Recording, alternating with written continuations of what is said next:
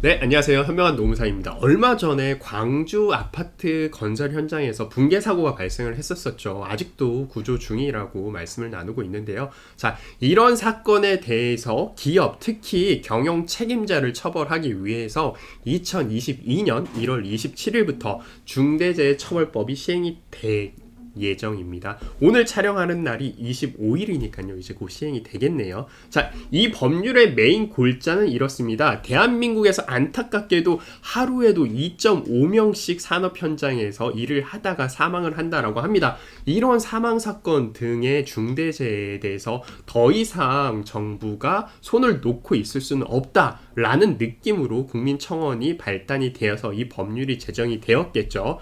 중대재해 처벌 관련해서 제가 상담을 하다 보면은요, 일단 그러면 뭔지는 알겠다. 그럼 어떻게 준비를 해야 되는데, 이런 질문들이 제일 많이 있으실 거고요. 추상적인 법률을 조금 더 구체화시키는 시간을 이번 시간에 가져보도록 하겠습니다.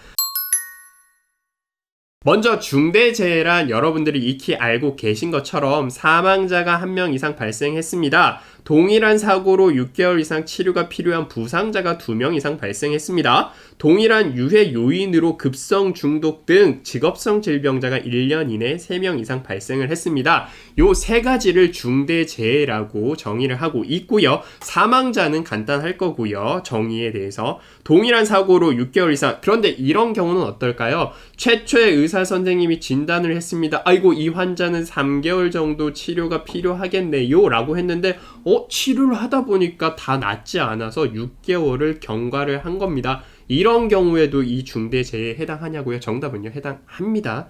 그리고 두 번째, 1년 이내에 3명 이상 직업성 질병자가 발생을 한 경우, 1년이 언제인지 아시나요?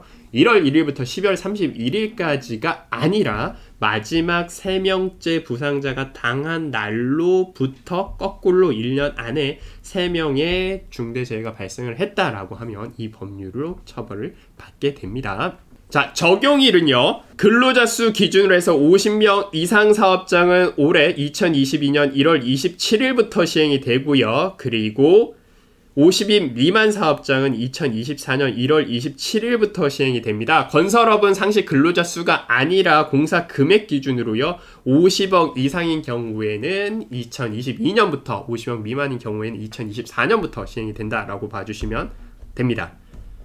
자, 주요 내용으로는요, 사업주나 경영 책임자 등의 안전 및 보건 확보 의무가 있는데, 어떻게 하면 안전 및 보건 확보 의무를 할 수가 있을 것 같습니까? 라는 질문에 제가 단편적으로 예시를 드린다면은요, A 회사, B 회사가 있었습니다. 먼저 잘한 회사 A 회사의 예시를 한번 들어볼게요. A 회사는 별도로 안전관리팀을 전담 조직으로 만들었습니다. 그리고 안전관리팀에 1년 동안 예산 10억 써! 라고 했습니다. 그리고 예산이 잘 집행되었는지 마지막에 평가도 했습니다. 그리고 그거를 일일이 대표이사님이 확인하고 결과 보고를 받고 진행을 했습니다. 요런 회사와, 그리고 우리는 그런 건 모르겠고, 안전관리 조직 그런 건 모르겠고, 안전관리팀 그것도 잘 모르겠고, 아무것도 준비하지 아니한 회사 양형에 있어서 많은 차이가 발생을 하겠죠. 그러한 내용들을 회사에서 준비를 하라라는 게 이 법의 메인 골자라고 봐주시면 될 것 같습니다.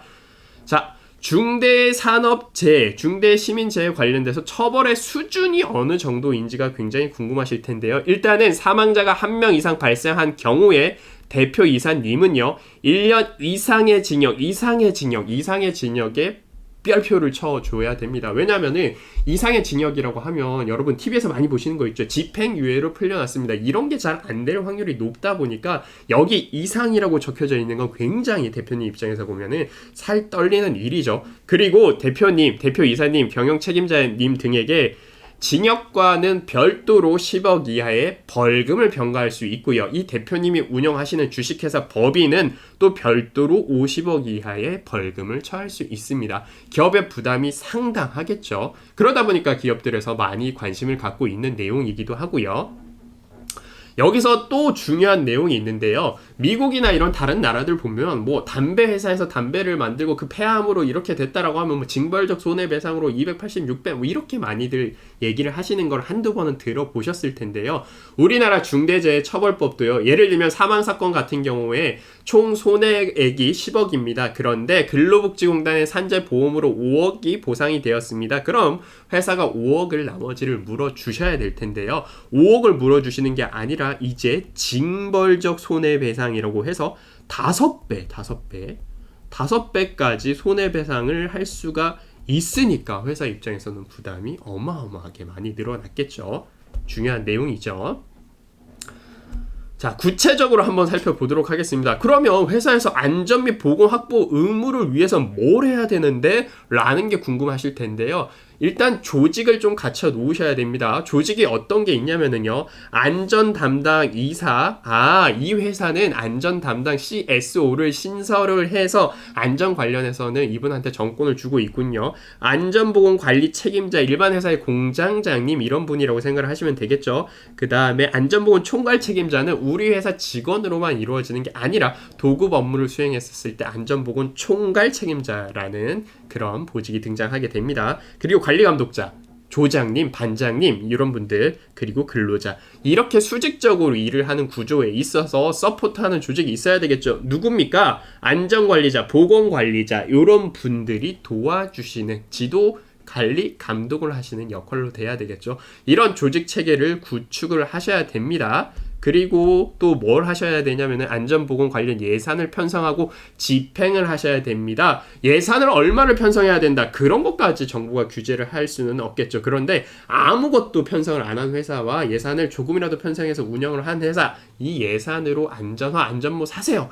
이렇게 했고 몇 개를 샀습니다, 나중에 결산이 이렇게 됩니다, 이런 것들 하시라라는 말씀이겠죠. 그리고 위험성 평가도 실시해야 됩니다. 작업 전, 작업 중, 작업 종료 후 우리 회사의 작업 공정해 봤었을 때 요런 작업이 좀 위험한 것 같은데요 라고 하면 이 위험도가 5, 위험도가 3, 위험도가 2 라고 했었을 때 어떠한 내용들을 우리가 조치를 해야 되는지 그런 것들에 대해서 확인이 필요하겠죠. 자, 이런 게 큰 골자이고요. 이걸 제가 오늘 하나하나 다 말씀을 드리고 싶지만 시간 관계상 핵심적인 부분부터 한번 말씀을 드려보도록 할게요. 여기까지 왔습니다. 들어보셨을 때 어떠세요? 그래도 뭔가 좀 허전한데? 도대체 알맹이가 뭐야? 라는 생각이 드실 거잖아요. 그래서 제가 준비해왔습니다. 사실 오늘 영상의 핵심은 이 부분일 것 같아요. 자율점검 체크리스트라고 해서 회사에서 이것만은 꼭 지켜주세요 라는 내용을 제가 담아봤습니다. 요런 것들을 잘 이행을 했는지 yes, no, 해당 사항 없음, 이런 것들을 셀프로 체크를 해 보시는 그런 내용이고요. 자기가 자료는 블로그 등에 공유를 해 드릴 테니까요. 요 표를 보시고 우리 회사 이거 잘 됐네 못 됐네 라고 생각을 해 봐주시면 될 것 같고요. 제가 여기 2장에 준비했는데 이거 다 한다라고 하시면은 양형에 있어서는 상당히 도움을 많이 받으실 겁니다. 제가 양형에 있어서 도움을 많이 받는다라고 말씀을 드렸던 거는 아까 1년 이상의 징역이라고 말씀을 드렸죠. 1년 이상의 징역, 10년 이렇게 따진다라고 하면 어떤 준비 잘 된 회사는 1년 쪽으로 귀결이 될 거고요. 준비를 전혀 안 한 회사는 10년 쪽으로 귀결이 될 거고요. 그럼 그 준비를 뭘 해야 되는 데가 바로 이 셀프 체크 리스트라는 말씀인 거죠. 하나하나 읽어보도록 할게요. 안전보건 관리 체계 구축 이행을 해야 됩니다. 안전보건에 관한 목표와 경영 방침을 수립하였습니까?